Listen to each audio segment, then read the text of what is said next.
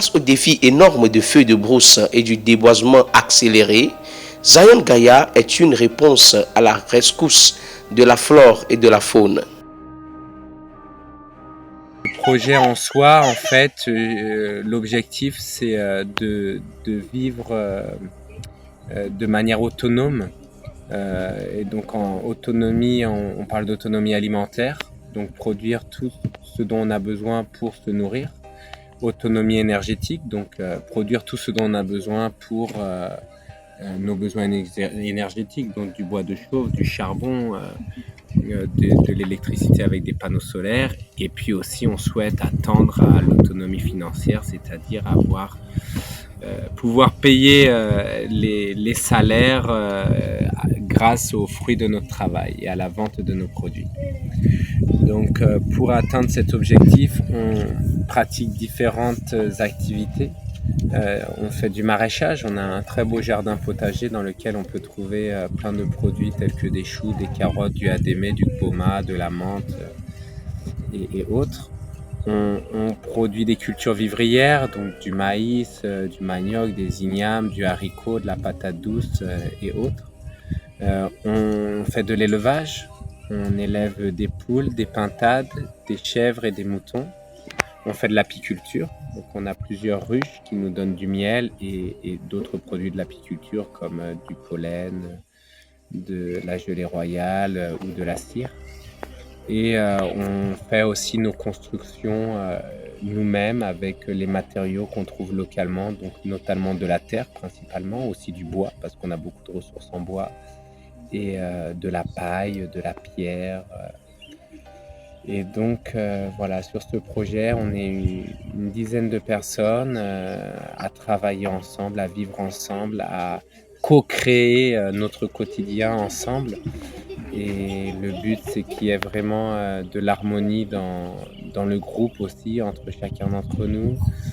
Donc on a des temps aussi de parole, de partage, d'échange pour qu'il y ait de l'entente dans le groupe, de l'harmonie, qu'on arrive à se connaître les uns les autres, à s'accepter.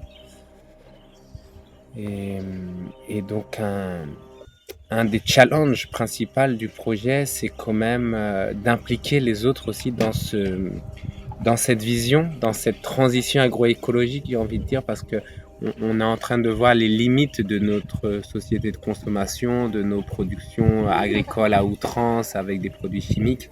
Et on voit que ça détruit les sols.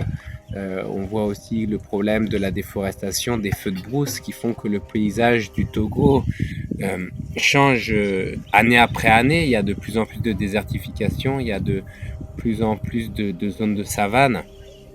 Donc il est urgent de remédier à ces problèmes environnementaux. Et pour remédier à ces problèmes environnementaux, on doit impliquer un maximum de la population togolaise, et j'ai même envie de dire un maximum de la population mondiale, parce que plus on va être impliqué dans ce changement, dans cette transition agroécologique, plus on a de chances d'y arriver.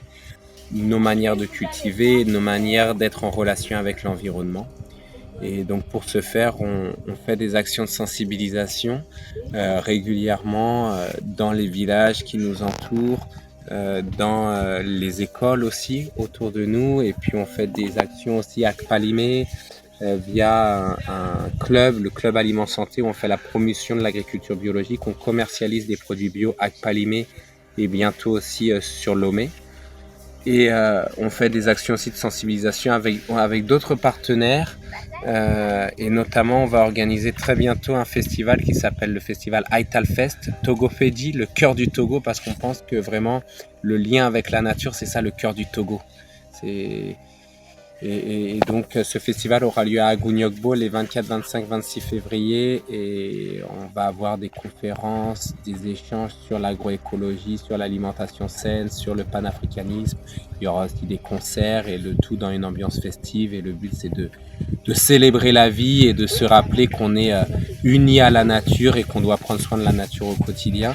On travaille vraiment, on est sur ce lieu mais aussi à l'extérieur, on sort de ce lieu pour transmettre et on revient aussi dans ce lieu pour expérimenter et s'enrichir. Donc vraiment, ce lieu, c'est un pont. C'est un pont entre les générations, c'est un pont entre les cultures aussi parce qu'on accueille des Européens qui viennent comme volontaires pour nous aider et on accueille aussi des volontaires togolais et puis il y a des Togolais qui travaillent aussi de manière permanente sur le projet. C'est un pont entre les générations, il y a des vieux, il y a des plus jeunes. C'est un pont entre les gens de la campagne.